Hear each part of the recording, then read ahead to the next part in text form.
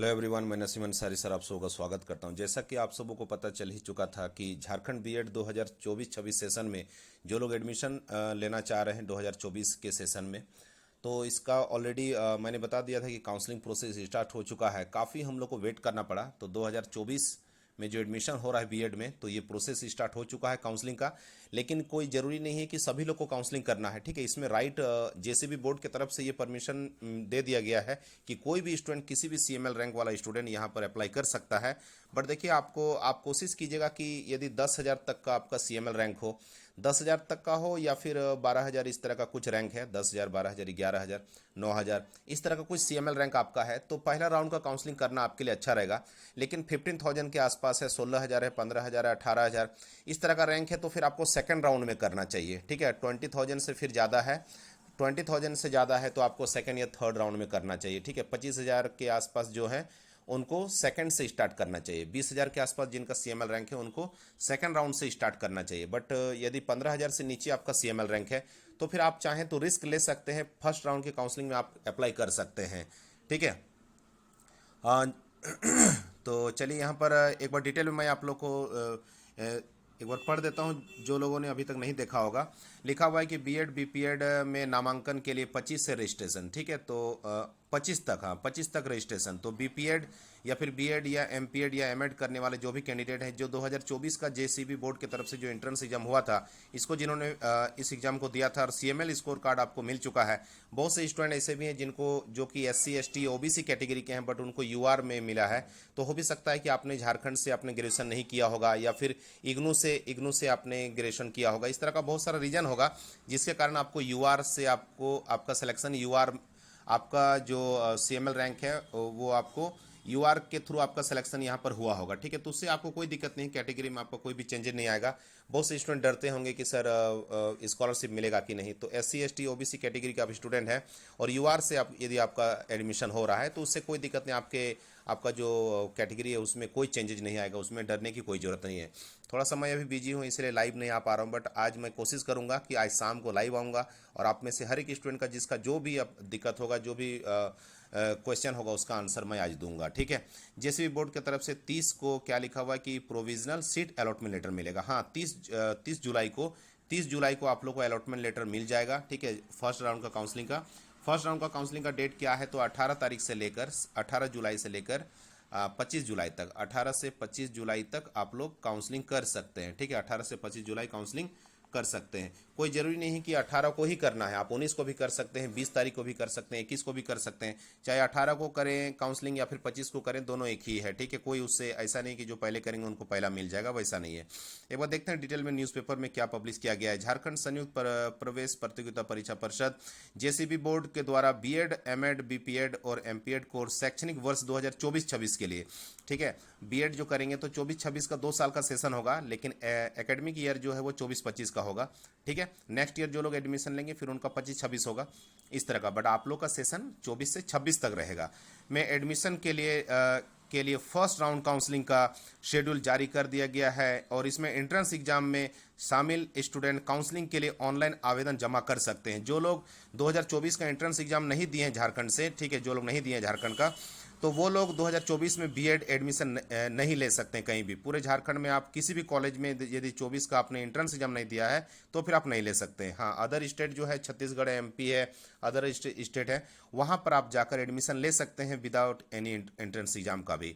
तो जैसे भी बोर्ड के वेबसाइट पर उपयुक्त कोर्सों के एडमिशन को लेकर गुरुवार को ऑनलाइन रजिस्ट्रेशन और सीट अलॉटमेंट के लिए चॉइस फिलिंग कर सकते हैं। इसकी अंतिम तिथि 25 जुलाई को है। 25 जुलाई तक आप लोग काउंसलिंग कर लीजिएगा। वहीं 26 और 27 जुलाई को सीट चॉइस फिलिंग से में संशोधित किया जा सकेगा। मतलब कि आप जैसे 18 से लेकर 25 तारीख तक आप लोग कॉलेज का सिलेक्शन कर लेंगे। सबसे पहले यूनिवर्सिटी आपको वहाँ पर कॉलेज चॉइस करना पड़ेगा। उसके लिए सबसे पहले यूनिवर्सिटी को आपको सेलेक्ट करना होगा। उस यूनिवर्सिटी में कौन से कॉलेजेज आते हैं पूरे झारखंड के बीएड करने के लिए, या एमएड या एमपीएड या बीपीएड करने के लिए, किसी भी पूरे झारखंड का किसी भी यूनिवर्सिटी का कोई भी कॉलेज आप ले सकते हैं। जितना कॉलेज आपको मन है आप उतना ले सकते हैं।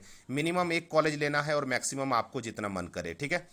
तो 25 जुलाई तक आपको ये काम कर लेना है। इसके बाद 26 और 27 जुलाई को यदि कोई कॉलेज उसमें से आपको हटाना हो या फिर कोई कॉलेज आपको ऐड करना हो तो आप उसको ये सब काम आप कर सकते हैं, ठीक है। तो आपको अनलॉक करना पड़ेगा, जो 25 जुलाई तक आपको लॉक कर देना पड़ेगा, कॉलेज जितने भी होंगे उसको लॉक कर लीजिएगा। और 26 और 27 को अनलॉक का ऑप्शन आएगा, अनलॉक में क्लिक करने के बाद फिर से वो आपका ओपन हो जाएगा और आप उसमें एडिट का काम अपना कर सकते हैं, ठीक है, संशोधित किया जा सकता है। 30 जुलाई को प्रोविजनल सीट अलॉटमेंट लेटर जारी कर दिया जाएगा। जेसीबी बोर्ड का जब ऑफिशियल साइट में आप जाइएगा, jceb.gov.in पर जब आप जाएंगे तो वहाँ पर अलॉटमेंट का एक ऑप्शन आएगा, ठीक है, उसमें क्लिक करके आप अपना अलॉटमेंट लेटर देख सकते हैं कि कौन से कॉलेज का आपको अलॉटमेंट मिला है। कांग्रेचुलेशन इस तरह करके लिखा रहेगा कि आपको ये कॉलेज अलॉट हो चुका है। यदि आपको नहीं मिला है तो सॉरी या फिर कुछ इस तरह का लिखा हुआ रहेगा, ठीक है।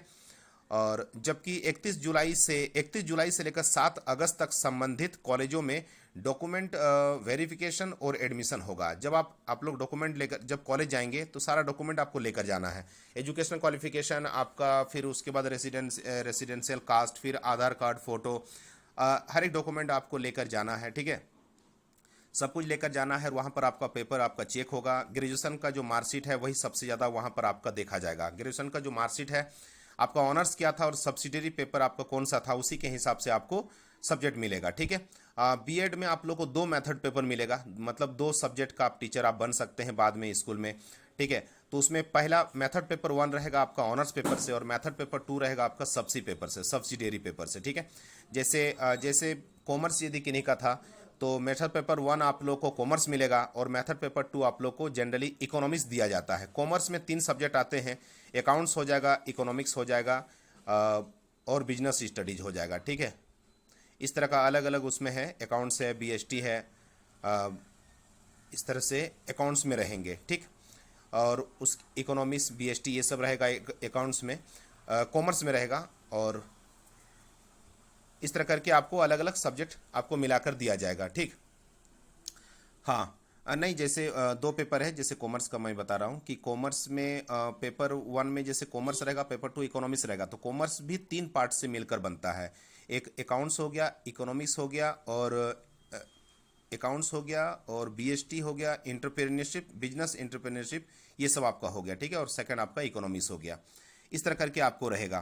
तो अपना ऑनर्स के हिसाब से आपको मिलेगा, मनचाहा आप उससे नहीं कर सकते। हाँ, लेकिन बहुत जल्द उस तरह का सुनने को आ रहा है कि कोई आप किसी भी सब्जेक्ट से आप पढ़ाई किए हैं बट कोई भी सब्जेक्ट आपको यदि लेना है तो फ्यूचर में ये ऑप्शन आप लोग को दिया जाएगा। ऐसा न्यूज़ में आया था कि आपको कुछ भी सब्जेक्ट लेकर बीएड करना है तो वो ऑप्शन आपको मिलेगा, बट अभी ऐसा नहीं है, ठीक है। इसके बाद देखिए आगे लिखा हुआ है कि वेरिफिकेशन और एडमिशन होगा। बताते चलें कि बीएड, एमएड, बीपीएड और प्रोविजनल कोर्स में एडमिशन के लिए 21 अप्रैल को प्रवेश परीक्षा आयोजित की गई थी, जिसका रिजल्ट 27 मई को जारी किया गया था। इस प्रवेश परीक्षा के स्कोर के आधार पर काउंसलिंग की सीट आवंटित की जाएगी।